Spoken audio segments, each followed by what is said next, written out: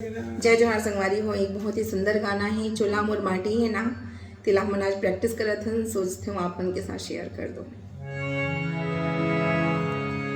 चोला मोरे माटी है ना, काया मोरे माटी है ना,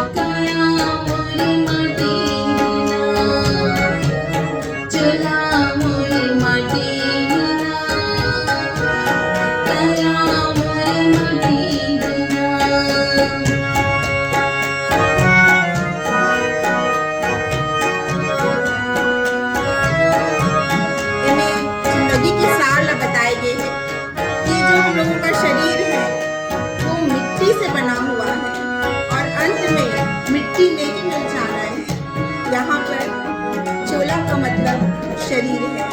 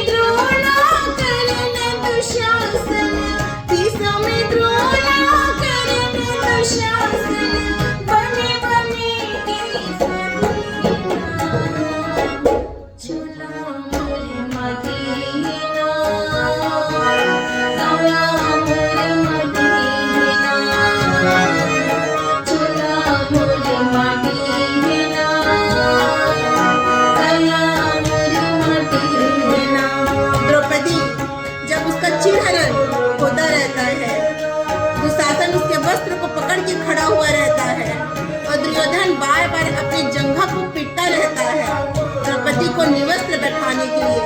उस समय ये गाना मैं पंडवानी में गाती हूँ।